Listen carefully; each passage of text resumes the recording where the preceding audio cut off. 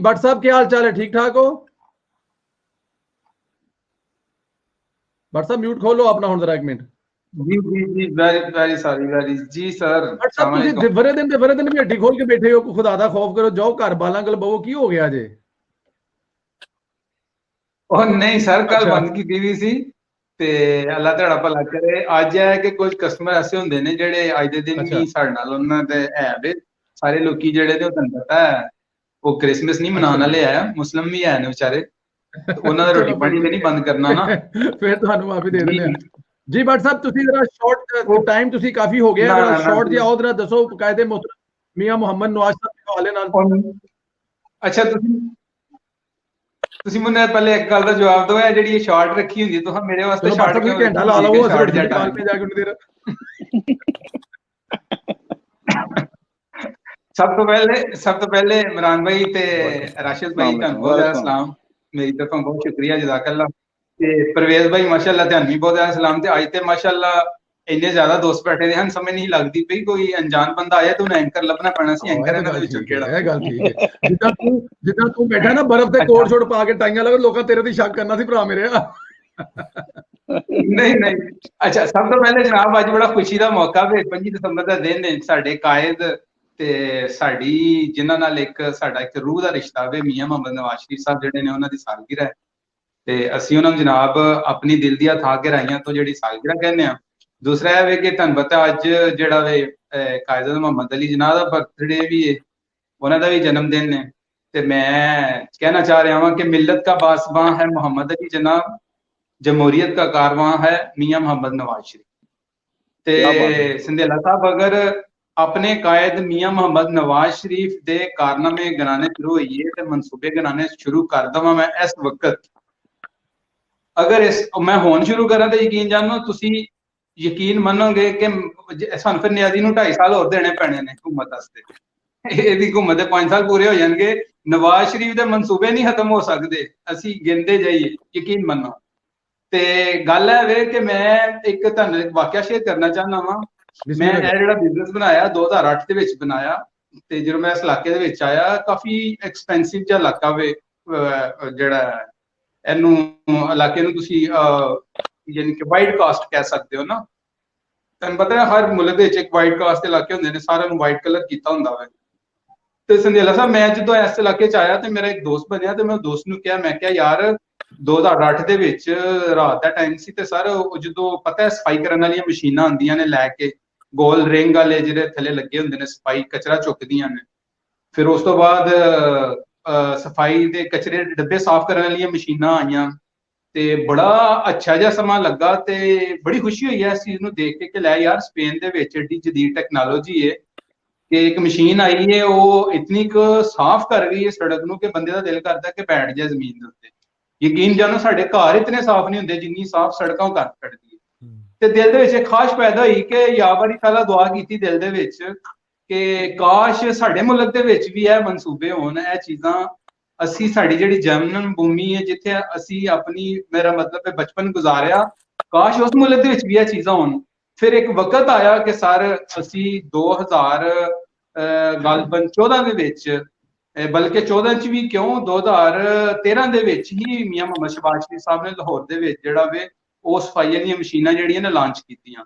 ਫਿਰ ਸਿਆਲਕੋਟ ਦੇ ਵਿੱਚ ਵੀ ਅਸਾਂ ਦੇਖੀਆਂ ਤੇ ਯਕੀਨ ਮੰਨੋ ਕਿ ਕਦੀ ਸੋਚਿਆ ਨਹੀਂ ਸੀ, ਕਦੀ ख्वाब ਸੀ ਆਪਣੇ ਦਿਲ ਦੇ ਵਿੱਚ ਕਿ ਯਾਰ ਇਸ ਕਿਸਮ ਦੇ ਜਿਹੜੇ ਨੇ ਮਨਸੂਬੇ ਪਾਕਿਸਤਾਨ ਦੇ ਵਿੱਚ ਹੋਣੇ ਚਾਹੀਦੇ ਨੇ, ਕਦੀ ਇਹ ਮਸ਼ੀਨਾਂ ਵੀ ਜਿਹੜੀਆਂ ਨੇ ਸਾਡੇ ਮੁਲਕ 'ਚ ਵੀ ਹੋਣਗੀਆਂ। ਤੁਸੀਂ ਯਕੀਨ ਮੰਨੋ ਕਿ ਮੈਂ ਉਸ ਸਫਾਈ ਵਾਲੇ ਜਿਹੜੇ ਸਨ, ਮੈਂ ਕਈ ਦਫਾ ਉਹਨਾਂ ਨੂੰ ਕੀਮਤ ਪੁੱਛ ਲੈਂਦਾ ਸਾਂ ਕਿ ਯਾਰ ਇਹਨਾਂ ਦੀ ਕੀਮਤ ਕਿੰਨੀ ਕੁ ਹੋਵੇਗੀ। ਫਿਰ ਮੈਂ ਜ਼ਿਹਨ 'ਚ ਆਈਡੀਆ ਰੱਖਣਾ ਸਾਂ ਕਿ ਯਾਰ ਕਾਸ਼ ਹੈ ਮੇਰੇ ਮੁਲਕ 'ਚ ਵੀ ਅਗਰ ਇਤਨੀ ਇਨਵੈਸਟ ਇਹਨਾਂ ਦੇ ਉੱਤੇ ਤੇ ਮੇਰੇ ਮੁਲਕ 'ਚ ਵੀ ਹੋਵੇ ਤੇ ਉੱਥੇ ਵੀ ਇਹ ਚੀਜ਼ਾਂ ਜਿਹੜੀਆਂ ਨੇ ਲੋਕਾਂ ਨੂੰ ਇਸ ਚੀਜ਼ ਦੀ ਸਹੂਲਤ ਮਿਲੇ। ਤੇ ਮੈਂ ਤੁਹਾਡੀ ਵਸਾਦਤ ਦੇ ਥਰੂ ਜਿਹੜਾ ਵੇ ਆਪਣੇ तमाम ਦੇਖਣ ਵਾਲੇ ਜਿੰਨੇ ਪਾਕਿਸਤਾਨੀ ਨੇ ਉਹਨਾਂ ਨੂੰ ਸਿਰਫ ਇੱਕ ਪੈਗਾਮ ਦੇਣਾ ਚਾਹਨਾ ਵਾਂ ਕਿ ਦੇਖੋ ਇਹ ਪਾਕਿਸਤਾਨ ਦੇ ਨਾਲ 72 ਸਾਲ ਤੋਂ ਬਹੁਤ ਵੱਡੇ ਮਜ਼ਾਕ ਹੋ ਚੁੱਕੇ ਨੇ। ਤੁਸੀਂ ਕਮ ਅਜ਼ ਕਮ ਇਸ ਚੀਜ਼ ਨੂੰ ਜ਼ਰੂਰ ਮੱਦੇਨਜ਼ਰ ਰੱਖੋ ਕਿ ਕਿਸੇ ਨੇ ਕਿਸੇ ਨੂੰ ਕਿਹਾ ਨਾ ਕਿ ਤੇਰਾ ਕੰਨ ਜਿਹੜਾ ਵੇ ਉਹ ਕੁੱਤਾ ਲਾ ਕੇ ਲੈ ਗਿਆ ਵੇ, ਤੇ ਉਹ ਬੇਵਕੂਫ ਜਿਹੜਾ ਸ਼ਖਸ ਸੀ ਉਹ ਕੁੱਤੇ ਦੇ ਪਿੱਛੇ ਦੌੜ ਪਿਆ, ਠੀਕ ਹੈ। ਉਹਨੇ ਆਪਣਾ ਕੰਨ ਨਹੀਂ ਨਾਲ ਦੇਖਿਆ ਮੇਰਾ ਕੰਨ ਹੈ ਕਿ ਨਹੀਂ ਹੈ। ਇਸ ਕੌਮ ਨੂੰ ਇਤਨਾ ਜ਼ਿਆਦਾ ਕਰਨਾ ਚਾਹੀਦਾ ਵੇ ਕਿ ਮੀਆਂ ਮੁਹੰਮਦ ਨਵਾਜ਼ ਸ਼ਰੀਫ ਸਾਹਿਬ ਜਿਹੜੇ ਨੇ ਉਹਨਾਂ ਦੇ ਉੱਤੇ ਕਿਸ ਕਿਸਮ ਦੇ ਇਲਜ਼ਾਮਾਤ ਲਗਾਏ ਗਏ ਨੇ। ਮੈਂ ਉਹਨਾਂ ਦਾ ਸਭ ਤੋਂ ਪਹਿਲਾ ਇਲਜ਼ਾਮ ਤੁਹਾਨੂੰ ਦੱਸ ਦੇਣਾ ਵਾਂ, ਜਦੋਂ ਉਹਨਾਂ ਨੂੰ ਸਿਆਸਤ ਦੇ ਵਿੱਚੋਂ ਫੇਲ ਕਰਨ ਦੀ ਕੋਸ਼ਿਸ਼ ਕੀਤੀ ਗਈ ਸੀ ਤੇ ਇਹ ਕਿਹਾ ਗਿਆ ਸੀ ਕਿ ਦੇਖੋ ਜੀ ਕਿ ਇਤਫਾਕ ਫਾਊਂਡਰੀ ਦੇ ਵਿੱਚ ਜਿਹੜਾ ਵੇ ਉਹ ਨਵਾਜ਼ ਸ਼ਰੀਫ ਨੇ ਜਿਹੜਾ ਕਾਫੀ ਸਾਰੇ ਆਪਣੇ ਵਰਕਰਾਂ ਨੂੰ ਚਲਾ ਕੇ ਰੱਖ ਦਿੱਤਾ, ਯਾਨੀ ਕਿ ਇਸ ਕਿਸਮ ਦੇ ਬੋਂਡੇ ਇਲਜ਼ਾਮਾਤ ਜਿਹੜੇ ਨੇ ਉਹਨਾਂ ਦੇ ਉੱਤੇ ਲੱਗੇ ਸਨ। ਔਰ ਉਹ ਉਹਨਾਂ ਇਲਜ਼ਾਮਾਂ ਤੋਂ ਲੈ ਕੇ ਅੱਜ ਦਾ ਜਿਹੜਾ ਦੌਰ ਹੈ, ਅੱਜ ਦਾ ਵਕਤ ਹੈ, ਉਹਨਾਂ ਦੇ ਉੱਤੇ ਦੇਖੋ ਕਿ ਮੁਲਕ ਦੇ ਨਾਲ ਗੱਦਾਰੀ ਦੇ ਇਲਜ਼ਾਮ ਲੱਗਦੇ ਨੇ। ਕਿਆ ਮੁਲਕ ਦਾ ਗੱਦਾਰ ਜਿਹੜਾ ਵੇ, ਇਸ ਕੌਮ ਦਾ ਗੱਦਾਰ ਜਿਹੜਾ ਵੇ, ਉਹ 3 ਦਫਾ ਦਾ ਵਜ਼ੀਰ ਆਜ਼ਮ ਹੋ ਸਕਦਾ ਇਸ ਮੁਲਕ ਦਾ? ਅਗਰ ਜੋ ਲੋਕ, ਜਿਹੜੀ ਪਾਰਟੀ ਦੇ ਲੋਕ, ਸਿਆਸੀ ਜਾਂ ਐਸਟੈਬਲਿਸ਼ਮੈਂਟ ਦੇ ਲੋਕ ਜਾਂ ਉਹ ਲੋਕ ਜਿਹੜੇ ਜਮਹੂਰੀਅਤ ਨੂੰ ਨਾਪਸੰਦ ਕਰਦੇ ਨੇ, ਅਗਰ ਉਹ ਥੋੜੀ ਦੇਰ ਵਾਸਤੇ ਇਸ ਚੀਜ਼ ਨੂੰ ਸੋਚ ਲੈਣ ਕਿ ਅਗਰ ਮੀਆਂ ਮੁਹੰਮਦ ਨਵਾਜ਼ ਸ਼ਰੀਫ ਸਾਹਿਬ ਜਿਹੜੇ ਨੇ ਉਹ ਗੱਦਾਰ ਸਨ ਤੇ ਕਿਆ ਗੱਦਾਰ ਦੇ ਨਾਲ ਚੀਫ ਆਫ ਆਰਮੀ ਸਟਾਫ ਬੈਠ ਕੇ ਤਸਵੀਰਾਂ ਖਿਚਾਉਂਦਾ ਸੀ? ਜਨਰਲ ਰਹੀਲ ਸ਼ਰੀਫ ਦੀਆਂ ਤਸਵੀਰਾਂ ਨੇ, ਜਨਰਲ ਕਿਆਨੀ ਦੀਆਂ ਤਸਵੀਰਾਂ ਨੇ, ਫਿਰ ਉਸ ਤੋਂ ਬਾਅਦ ਜਨਰਲ ਬਾਜਵਾ ਸਾਹਿਬ ਦੀਆਂ ਤਸਵੀਰਾਂ ਵੀ ਆਈਆਂ। ਔਰ ਇਹ ਸਾਰੇ ਸ਼ਖਸ ਜਿਹੜੇ ਨੇ ਉਹ ਖਾਲੀ ਤਸਵੀਰ ਦੀ ਹੱਦ ਤੱਕ, ਚਲੋ ਖਾਲੀ ਤਸਵੀਰ ਦੀ ਹੱਦ ਤੱਕ ਠੀਕ ਹੈ, ਮਤਲਬ ਕਿ ਸਲੂਟ ਵੀ ਵੱਜਦੇ ਸਨ। ਜੀ ਜੀ, ਸਲੂਟ ਵੱਜਦੇ ਸਨ, ਬਕਾਇਦਾ ਉਹਨਾਂ ਦੇ ਮਤਹਿਤ ਕੰਮ ਕਰਦੇ ਰਹੇ ਨੇ। ਕੀਤੀ ਜਾ ਰਹੀ ਨਾ, ਮਤਲਬ ਇਸ ਚੀਜ਼ ਨੂੰ ਬਾਅਦ ਤੇ ਕੋਈ ਨਹੀਂ ਨਾ ਕਰਦਾ। ਦੇਖੋ ਤੇ ਉਹਨਾਂ ਦੀ ਮਰਜ਼ੀ ਹੈ। ਅੱਜ ਕੱਲ ਜੋ ਇਨਫੋਰਮੇਸ਼ਨ ਦਾ ਟੈਕਨੋਲੋਜੀ ਦਾ ਦੌਰ ਹੈਗਾ, ਅੱਧਾ ਘੰਟਾ ਜਿਹੜਾ ਨਾ ਇਹਨਾਂ ਦੀ ਇਹ ਕਨਸਪੀਰੇਸੀ ਨਹੀਂ ਜਿਹੜਾ ਚੱਲ ਸਕਦੀ ਗੀ, ਉਹ ਉਸ ਤੋਂ ਪਹਿਲੇ ਪੰਚਰ ਹੋ ਜਾਂਦੀ ਗੀ। ਅੱਛਾ, ਮੈਂ ਗੱਲ ਕਰ ਰਿਹਾ ਰਾਸ਼ਦ ਭਾਈ, ਮੀਆਂ ਸਾਹਿਬ ਦੇ ਅੰਡਰ ਚ ਕੰਮ ਕਰਦੇ ਰਹੇ ਨੇ ਨਾ। ਔਰ ਦੂਸਰੀ ਗੱਲ, ਕਿਆ ਇਸ ਚੀਜ਼ ਨੂੰ ਇੱਕ ਸਾਈਡ ਤੇ ਰੱਖ ਦਈਏ, ਚਲੋ ਕੋਈ ਨਹੀਂ, ਲੇਕਿਨ ਮੀਆਂ ਮੁਹੰਮਦ ਨਵਾਜ਼ ਸ਼ਰੀਫ ਸਾਹਿਬ ਜਿਹੜੇ ਨੇ ਉਹ ਇੱਕ ਲੀਡਰ ਨੇ। ਵਾਕਈ ਇੱਕ ਲੀਡਰ ਦਾ ਇੱਕ ਵਿਜ਼ਨ ਹੁੰਦਾ ਹੈ। ਜਿਹੜਾ ਲੀਡਰ ਜਿਹੜਾ ਵੇ ਕੋਈ ਨਾ ਕੋਈ ਵਿਜ਼ਨ ਰੱਖਦਾ ਹੋਵੇ ਨਾ, ਉਹ ਹੀ ਪਾਲਿਸੀਜ਼ ਦੇ ਸਕਦਾ ਹੈ। ਔਰ ਅੱਜ ਤੱਕ ਪਾਕਿਸਤਾਨ ਦੀ ਇਹ ਚੀਜ਼ ਸਾਬਤ ਹੋ ਚੁੱਕੀ ਹੈ ਕਿ ਇਸ ਕੌਮ ਨੇ ਪੀਪਲਸ ਪਾਰਟੀ ਦਾ ਉਹ ਦੌਰ ਵੀ ਦੇਖਿਆ ਜਿਸ ਅਬਦੁਰਰਹਿਮਾਨ ਭਾਈ ਗੱਲ ਕਰ ਰਹੇ ਸਨ ਕਿ ਰੋਜ਼ੇ ਜਿਹੜੇ ਨੇ ਉਹ ਮੋਮਬੱਤੀਆਂ 'ਚ ਰੱਖਦੇ ਰਹੇ ਲੋਕੀ, ਠੀਕ ਹੈ।